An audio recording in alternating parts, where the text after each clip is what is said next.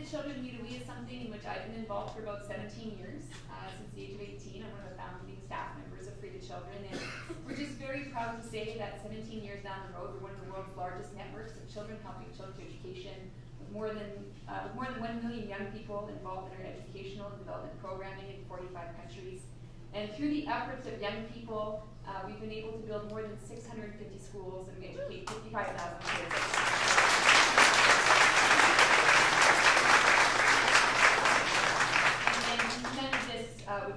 Would not be possible without the incredible efforts of young people. And I really would love to commend the choirs. That performance was just simply fantastic.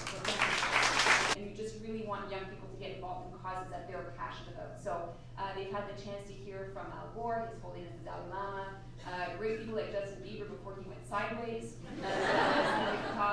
so just really remarkable people getting together, and it just really kicks off the year of social action. So young people can get involved in turnkey campaigns like We Scare Hunger, where we annually fundraise more than 1 million pounds of canned food for local food banks. So just really wonderful stuff like that. And internationally, of course, we have what we call our Innovative Adopt a Village program, and we work in 7 different countries around the world. And it's really about education, healthcare, clean water, sanitation, as well as alternative income. And what that does is it provides communities with the tools to get the help that they need, but it's about it's not about a handout, it's about a hand up. How's everyone today?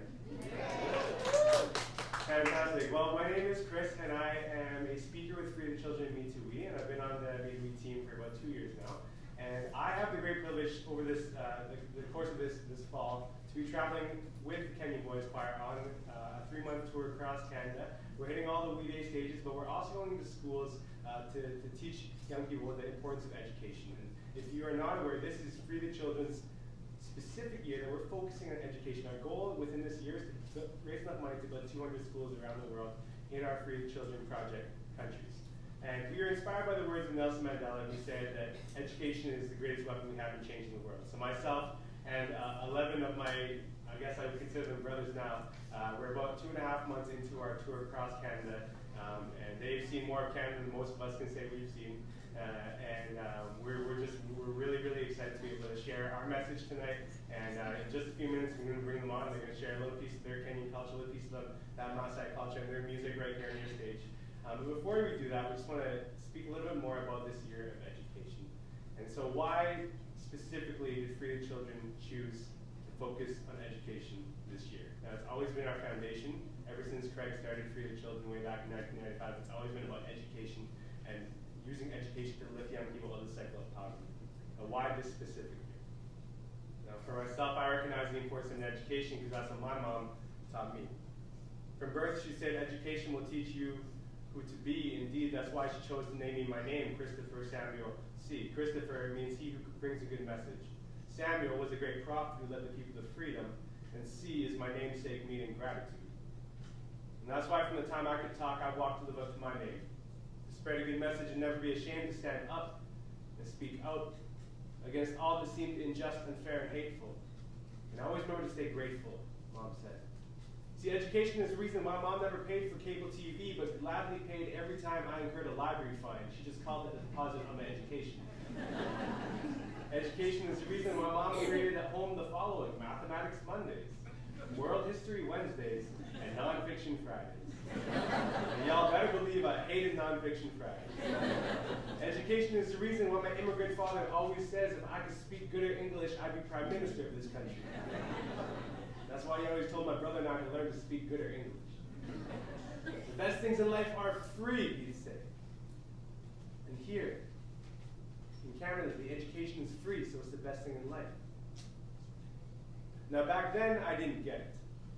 But today, I'm inclined to agree. See, it took me 4 years to get a high school diploma, another 4 to get a university degree, some sheets of paper that say I'm quality, ignorance free, so hire me. Never much of a problem, all those back-to-school shopping sprees and extracurricular activity fees. Geez, see, for us, it's so easy, this education game. But I've traveled the world over, and for the world, it's not the same. See, there are people affected, faces and names. How do you tell a mother to choose between a sister and a brother? Which one gets to go to school today? Which one has to stay home?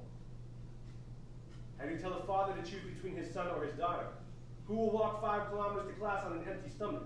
Bare feet blistering in hot sand, braving the beating sun, bombarding their backs. Sit in a sweltering concrete classroom with other sweating bodies and watch the teacher instruct with no pencils and no books. When there's water to be fetched and walls to be patched and wood to be chopped and supper to be cooked, looks bleak, doesn't it?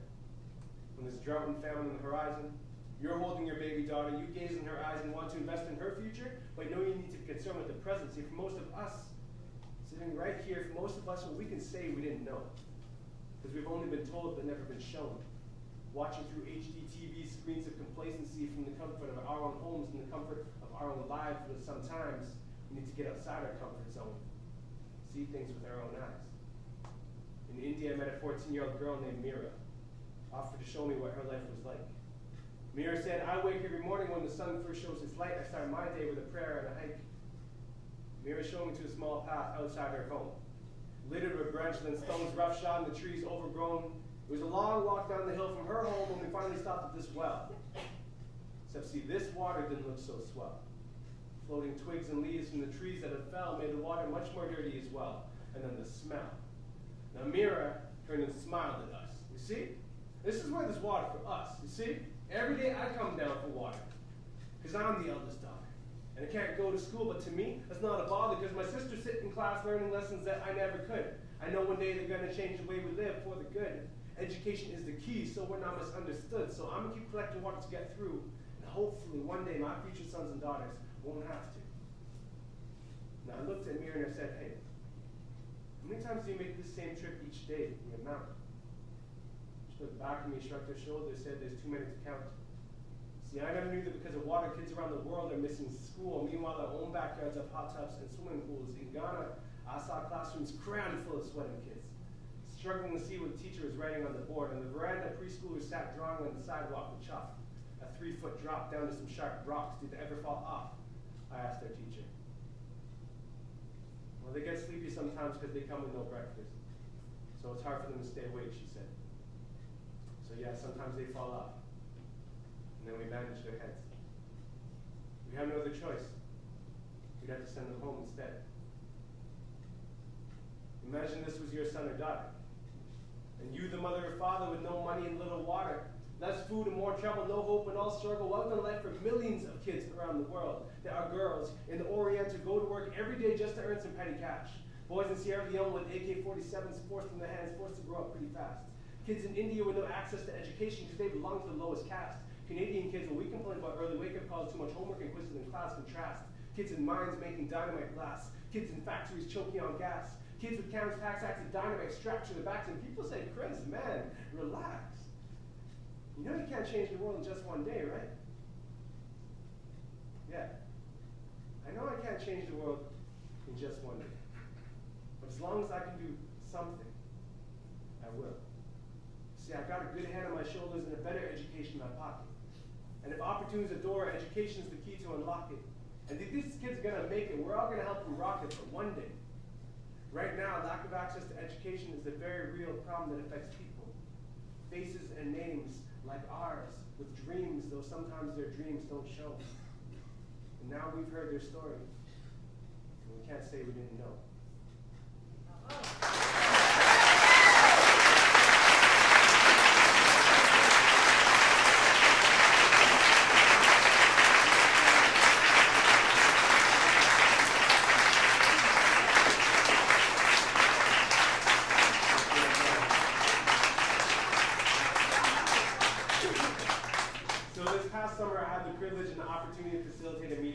In the Maasai Mara in Kenya, and we were in community. It's a Kipsigi community in the Maasai Mara, and I was hanging out with a 10-year-old boy named Pamos, and Pamos and I, we were hanging out in front of the schoolyard in Saddleback Primary School, and we were talking about soccer, and his favorite club is Arsenal, which is unfortunate because Arsenal's terrible.